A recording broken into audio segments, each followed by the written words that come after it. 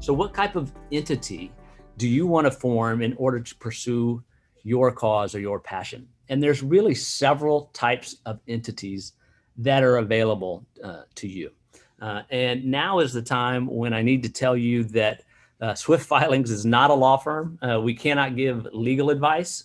So this is general information. We don't give our customers legal advice, but we have, as I mentioned, over 8,000 nonprofits that we've helped people form. So we have a lot of practical experience and understanding of the different rules that apply. And so even though I am a practicing lawyer and I practiced law for 18 years before joining Swift Filings, this is not considered legal advice. And there are times when you may want to talk to a legal or tax professional. All right, with that out of the way, let's talk about the unincorporated association. This is sort of a lesser known type of entity that you can form. And it's not very well known, and it's not used that often. A lot of the definitions of it are just a group of two. Some states have it as 3 or more people who join together and agree to pursue a certain purpose. Now, you are not forming a nonprofit corporation. You are not forming an LLC. You're not forming a B Corp or a PBC. And so it is less formal. It's easier to get started, but you still have to file with the state. There's still some paperwork that needs to be done. Now, when you talk to a lawyer about forming an entity, and some of you may be thinking, well, why do I even have to form an entity? Why can't I just do business? You may have heard the term a sole proprietor, right? You can start selling cupcakes out of your house and be a sole proprietor. Same thing. You can start doing charitable work on your own without forming an entity. The main primary reason that people form companies is the personal liability protection. So that would mean if something were to happen at my event, they cannot sue Travis Crabtree, the individual. They would have to sue Travis Crabtree Charity, Inc. And so that's the primary reason to form type of entity. And even though the unincorporated association is pretty relaxed, there's not a lot of rules involved, it does give you that liability protection. Another pro to the unincorporated association is you can apply for tax exemption with the IRS. Other segments will talk about the difference between incorporating and the difference and how that relates to getting tax exempt status, which is at the federal level and at the IRS, but you can do it. Now, the cons to going this route, even though it's easier, not all states recognize it. So the lawyers and some of the commentary out there question what happens if Texas, I'm in Texas and I have an unincorporated association in Texas that is recognized by Texas, but I do business in Louisiana. I go across the border and do an event in Louisiana to raise money, and somebody gets hurt at that event. Well, Louisiana may or may not have the same rules, and so I may not have that protection that I wanted by forming this unincorporated association. And so there's definitely less certainty. And that's not only because it's not recognized in all of the states, but also because it's not used very often. There's not a lot of certainty around what all the rules are. And if you know a lawyer, trust me, they can be fun sometimes. But yes, we tend to say this is the worst case scenario. We're not the most fun at parties. What lawyers like is certainty. We like to make sure we understand what the rules are and what will happen if things don't go well. Another question about the unincorporated association that gets in the way of maybe this being the right choice is what happens after the founders. With a nonprofit corporation, that's perpetual. That lasts until it is formally dissolved, regardless of whether the founder passes away or the founder tries to pass on sort of the operations of that company to another one. Corporations, whether they're nonprofit or for-profit, are usually perpetual and go on past the life of the founders. Another type of entity, again, this is sort of a step below forming your own nonprofit, and depending on what you're trying to do, may be right for you, is called the fiscal sponsorship. The fiscal sponsorship is really when you don't need to recreate the wheel.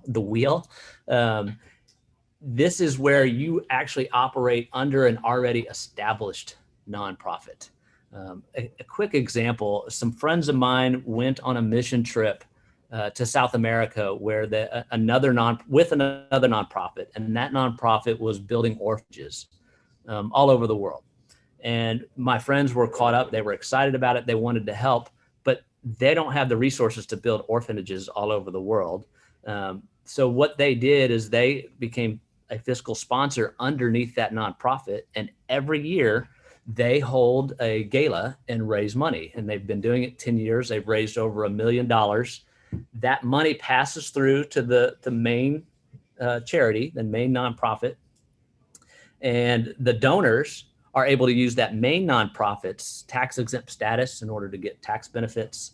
They're able to avoid some of the sales tax issues that come by relying upon the sponsoring nonprofit. So it's sort of an easy way to support a cause that's already there. You're not cannibalizing those donors. You're not competing with somebody else who's already doing a great job. Again, my friends, they actually did form an entity because they're putting on an event every year. They're entering into catering contracts and entertainment contracts.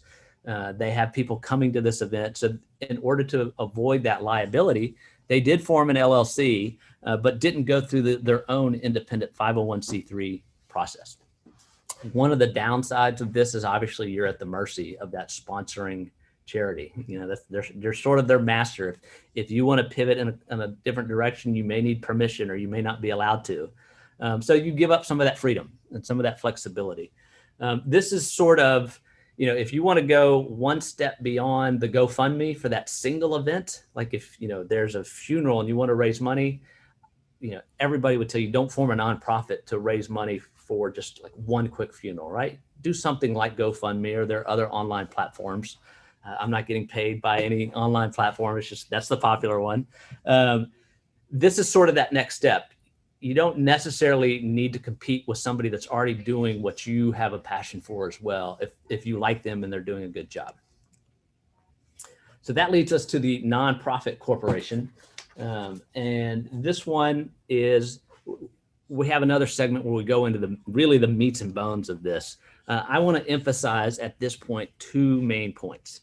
The first is, if you form a nonprofit corporation, yes, you are the founder. Yes, you may be the executive director, or you may call yourself president, but really you don't own it, which throws a lot of people off. The government looks at a nonprofit as if it's a corporate entity that belongs to the public. It doesn't necessarily belong to you. Yes, you have control. Yes, you can do all kinds of things, but at the end of the day, you're there for the public, and you're there for your charitable cause that you're trying to support.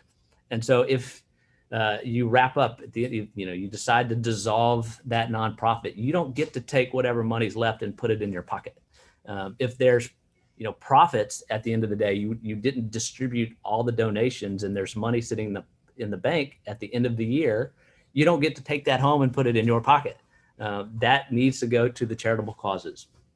And the other main point I want to make and emphasize at this point is a clear distinction between creating a nonprofit corporation that's done at your state level. So if I did Travis Crabtree Foundation, Inc., I have a Texas nonprofit company. That is a completely separate thing than getting my 501c3, which is the most popular one, tax exemption status with the IRS. It is a two-step process. Just because you form a nonprofit with the state of Texas doesn't mean you have the benefits of a tax exempt type of entity. The Public Benefit Corp. Now, this is, I used to say this is the hot new thing, but it's been several years now that it's kind of gotten a lot of traction, and it's become fairly popular. So the Public Benefit Corporation, sometimes it's referred to as a B Corp. That is a certified company. That is a company that goes through a certification process through B Labs. And so we're going to talk about it broader and bring it narrower. So we have what we call social enterprises. Social enterprises is sort of this generic term that covers everything I've just been talking about for the last 5 to 10 minutes. All these types of entities are social enterprises because they do good. They look to serve a social cause. Then we shrink it down to, if you decided to go the public benefit corp route, that's recognized in almost all of the states. That is a certain type for-profit company. Again, different from the nonprofit there, but for the for-profit company. And then a subset of that are these certified B Corps that go through a certification process. I always say it's sort of like being certified as an organic, free trade product, right? You have to get certified. You have to apply and go through this process to be a B Corp. But at the state level, they recognize that as a PBC. And so how are they different from your regular for-profit companies? For-profit companies, and yes, times are changing a little bit, but they generally, you may have heard of the Milton Friedman idea of maximizing shareholder value. Like, that's what a company is supposed to do, and that's all they're supposed to worry about. The PBC looks at it quite differently. Yes, they can have profits. Those profits can go to the shareholders or the owners. Yes, they can sell products and operate just like a normal business.